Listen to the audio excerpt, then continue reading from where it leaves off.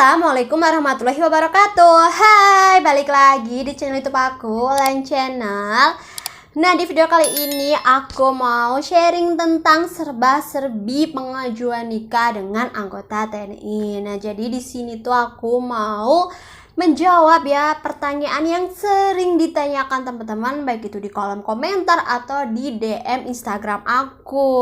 Nah, pertanyaannya mengenai apa aja, simak baik-baik ya videonya, karena ini tuh pasti bakal bermanfaat buat teman-teman. Dan barangkali DM teman-teman atau komentar teman-teman yang belum aku jawab sudah terjawab di video ini. Nah, pertanyaan pertama ya yang sering ditanyakan yaitu mengurus pengajuan nikah itu di domisili siapa? Di domisili calon istri atau di abangnya. Nah, aku kasih contoh, misal nih si abangnya itu orang Jawa Barat, terus istrinya itu, calon istrinya itu orang Jawa Tengah. Nah, terus ngurusnya itu di domisili mana? Misal di Korem Kodimnya mana? Korem Kodimnya Jawa Barat atau di Jawa Tengah. Nah, jadi kita mengurusnya itu sesuai dengan domisili calon istri, sesuai dengan KTP-nya. Nah, misalnya tuh contohnya di sini yang di Jawa Tengah calon istrinya ya. Misalnya aku dulu nih, aku di Jawa Tengah tuh kan. Nah, jadi aku mengurus dari Koramil, langsung kemudian ke Kodim, kemudian di Koremnya itu jelas di Jawa Tengah. Nah, jadi misal yang pertama itu ada di Koramil ya, Koramil daerah desa kalian, Koramilnya itu di mana. Kemudian naik nih dari Koramil menuju ke Kodim. Nah, Kodim ini biasanya itu di kota atau kabupaten. Nah, kalian itu ikutnya kabupaten mana? Nah, itu di situ. Kemudian lanjut lagi ke Korem. Nah, kalau aku di Jawa Tengah dulu ya, Koremnya itu aku ikut yang di Salatiga. Nah, jadi biar kita tahu Koremnya ikut di mana, kodenya itu di mana ya teman-teman bisa tanya ke abangnya. Kalau misal abangnya tidak tahu, kita bisa tanya babinsa yang ada di Koramil. Nah, kalau Koramil ini kebanyakan orang pasti tahu. Kalau kalian tidak tahu Koramil desa kalian di mana, tanya bapak kalian. Kalau masih tidak tahu, tanya tetangga kalian, pasti tahu Koramilnya itu di mana. Kemudian pertanyaan kedua yang sering ditanyakan yaitu mengurus pengajuan nikah tersebut menghadap atau pergi ke tempat kesatuan tersebut itu dengan siapa? Sendirikah? Dengan abangkah? Atau bisa ditemani saudara atau orang tua? Nah, jadi untuk kita mengurus di Koramil yang tahap awal banget ini ya teman-teman, kita bisa mengurus sendiri, datang sendiri ke sana ke Koramil, atau teman-teman bisa minta bantuan ditemenin, boleh ditemenin teman, saudara ataupun orang tua. Tapi lebih aman lagi agar lebih jelas lagi ya, karena nanti kan bersangkutan dengan administrasi berkas-berkas ya, lebih baik teman-teman minta ditemenin keluarga atau orang tua. Nah, kemudian kalau sudah naik nih mulai dari Kodim, Korem, ke divisi, ke resimen, kesatuan, batalion gitu ya. Nah, itu kita bisa ditemenin oleh calon suami kita atau dengan abangnya. Tapi kalau misal nih abangnya enggak bisa nemenin karena dinas gitu ya, apalagi LDR jauh gitu kan, nah itu enggak bisa, kita bisa berangkat sendiri ataupun ditemenin babinsa ya kalau di Kodim. Nah, kalau dulu aku di Kodimnya itu ditemenin sama babinsa. Kemudian di Koremnya aku juga ditemenin oleh babinsa yang dari Kodim. Nah, kalau misal teman-teman ada kenalan saudara seorang TNI, boleh tuh minta ditemenin. Nah, kalau misal adanya orang tua ya udah sama orang tua juga nggak apa-apa. Kalau misal abangnya bisa ikut ya itu lebih bagus. Kalau misal tidak bisa ya udah jangan dipaksakan.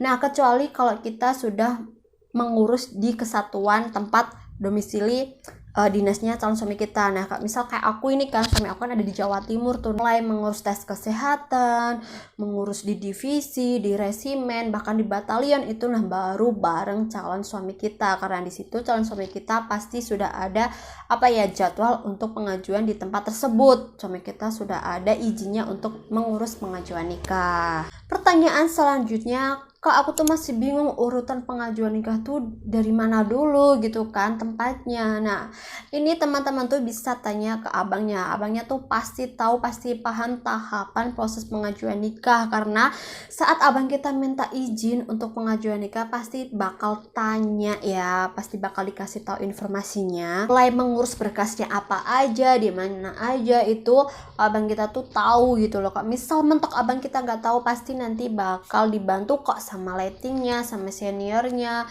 bagian pastinya. Jadi itu santai aja. Kalau aku dulu ya teman-teman, karena suami aku dulu dia ikut kostra, jadi pengajuannya itu sampai ke resimen dan divisi. Jadi urutannya ya diingat-ingat, yang pertama itu kita mengurus di Koramil, kemudian lanjut di Kodim, lanjut ke Korem, kemudian lanjut tes kesehatan, kemudian lanjut ke resimen, lanjut ke divisi, yang terakhir di batalion tempat dinas calon suami kita.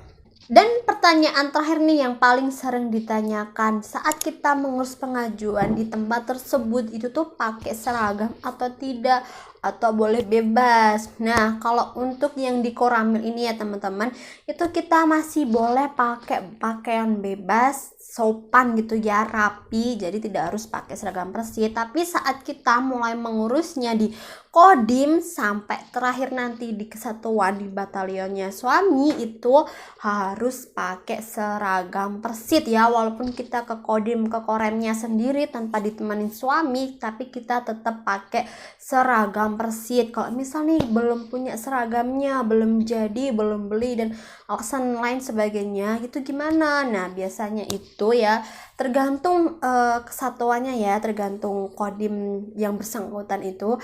Kadang ada yang diperbolehkan memakai pakaian tuh hitam putih ataupun batik kayak gitu. Nah, jadi untuk lebih detailnya itu teman-teman bisa tanya ke babinsanya gitu ya, untuk menanyakan harus pakai pakaian apa, harus seragam persit kah atau tidak ya, kecuali kalau kita sudah mengurus di domisili tempat dinasnya calon suami kita ya, yaitu mulai di tes kesehatan, ke batalion ya, kesatuan, itu emang harus pakai seragam persit. Karena apa? Karena kalau kita udah bareng calon suami kita kan pakai seragam, ya udah otomatis kita juga pakai seragam. Nah, itu tadi ya teman-teman beberapa pertanyaan yang sering banget ditanyakan oleh teman-teman. Nah, gimana, udah terjawab belum tuh pertanyaan-pertanyaannya? Kalau misal ada pertanyaan yang belum kejawab, teman-teman bisa dong komentar di bawah atau DM di Instagram aku @ulanmanyun. Oke?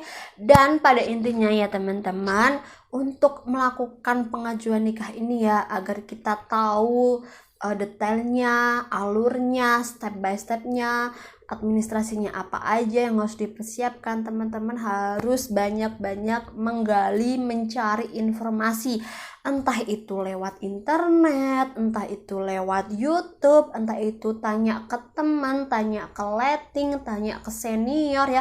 Pokok harus cari informasi dengan baik, dan juga komunikasi dengan pasangan kita ya teman-teman, harus dijalin banget tuh, harus benar-benar ditanyakan nih, ini abang kita prosesnya ngapain aja, habis ini ngapain, yang butuh disiapkan apa aja, karena nanti abang kita tuh juga bakal yang tanya ke bagian staffnya, yang bakal tanya ke senior ataupun lettingnya. Dan tips terakhir dari aku ya teman-teman, untuk pengajuan nikah ini tuh jangan terburu-buru. Ingat ya, semua itu lakukanlah sesuai urutannya, dengan hati-hati, benar-benar ya cari informasinya. Kalau sudah dapat, coba dikomunikasikan, nah baru jalan. Jadi jangan kayak ngoyak-ngoyak, jangan keburu-buru, ayo dong bang cepat, ini harus gimana, ayo dong cepat, ini harus gini, harus cepat gitu. Jangan seperti itu ya teman-teman, harus dilakukan dengan teliti dan hati-hati. Jangan sampailah kita mengurus pengajuan nanti ada berkas yang tertinggal, atau bahkan kita nggak tahu mau menemuin siapa, mau ketemunya di mana, tempat kesatuannya, itu jangan sampai.